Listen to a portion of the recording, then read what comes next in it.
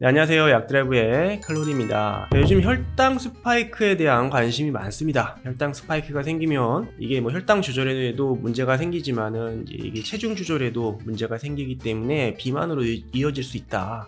건강 관리의 어떤 중요한 지표다라고 이야기들이 많습니다. 그래서 혈당 스파이크가 생기지 않게 건강 관리를 하시려고 노력을 많이 하시는데, 이제 문제는 여러분들 검진을 받더라도 혈당 스파이크가 있는지 없는지 모릅니다. 그래서 검진상에는 당뇨가 아니네요 이렇게 나오니까 나 혈당 스파이크가 없구나 라고 인지하기 쉬운데, 그렇지 않은 경우들이 굉장히 많거든요. 그래서 오늘은 이 혈당 스파이크에 대한 이야기를 조금 나눠볼까 하는데요.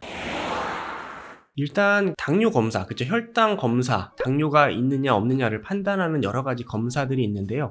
기본적으로 공복 혈당이 있죠. 그 검진 받을 때 굶고 오라고 하지 않습니까? 뭐 한 9시간 정도 금식을 하고 오십시오 라고 이야기를 합니다. 그래서 우리가 당뇨가 있다 없다를 판단할 때 가장 많이 쓰는 지표가 되겠고요. 또 당화혈색소라고 있습니다. 과거에 혈당 조절이 계속 잘 되어 왔는지를 좀 판단하는 그런 지표가 되겠고요. 당화혈색소도 많이 보고요. 또 이 이외에도 우리가 어떤 일정량의 포도당을 섭취를 한 다음에 당연히 이제 혈당이 올라가겠죠. 그럼 보통 한 2시간 정도 되면은 피크를 찍습니다. 그리고는 이제 서서히 줄어들겠죠. 그래서 이 곡선, 이 커브를 보는 그런 혈당 검사도 있고요. 자, 문제는 이런 검사들을 했는데도 불구하고 혈당 스파이크는 안 나옵니다.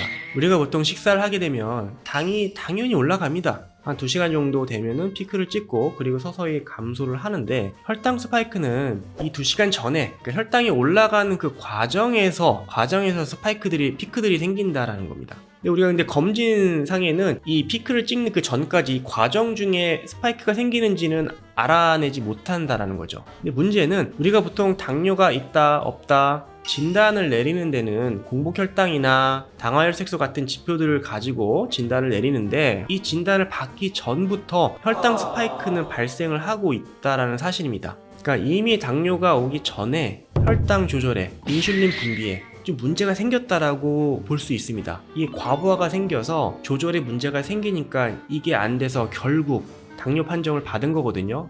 그래서 우리가 당뇨 판정을 받기 전에 당의 대사나 인슐린 분비가 잘 되는지 안 되는지 확인할 수 있는 지표가 바로 혈당 스파이크가 되겠습니다.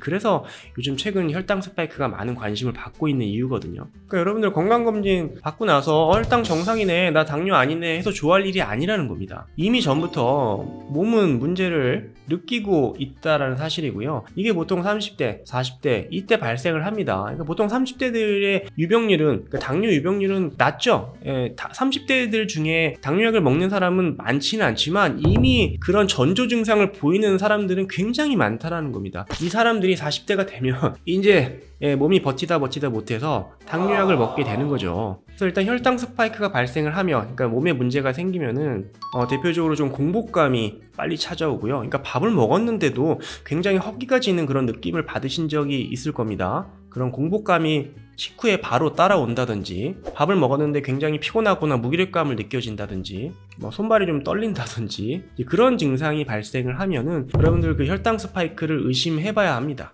즉 당뇨가 아니어도 당뇨가 올 확률이 굉장히 높은 몸의 상태라고 이해하시면 되겠습니다. 요즘은 24시간 혈당을 측정할 수 있는 그 연속 측정 검사 기계들이 나와 있죠. 팔뚝에 붙여서 계속 모니터링 할 수 있는 기계들이 나와 있기 때문에 저는 이 기계를 좀 한번 사용해 보시는 걸 권해드립니다. 이런 연속 측정을 통해서 혈당이 어떻게 변화하는지, 식사한 다음에 이런 피크들이 발생하는지를 확인할 수가 있겠고요. 이제 이런 지표들을 통해서 혈당 스파이크가 만약에 발견됐다라면은 여러분들 당뇨가 아니어도 당뇨에 준하는 식습관을 실천하셔야 됩니다. 그렇지 않으면 몇 년 있다 당뇨 판정을 받게 되거든요. 그럴 때는 약을 드셔야 돼요. 병원 가면은 약 먹으라고 합니다. 큰일 납니다. 약 안 먹으면 큰일 나요. 이런 식으로 겁을 주면서 약물 복용을 시작하게 되거든요. 그래서 최근에 체중이 좀 늘으셨거나 앞서 말씀드린 그런 증상들이 발생을 했다라면은 이런 연속 측정 검사를 좀 해보셔서 여러분들의 혈당이 어떻게 변하는지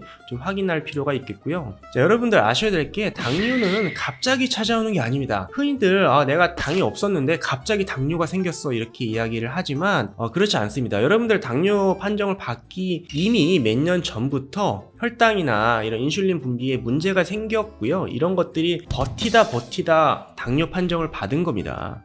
이해가 되시나요?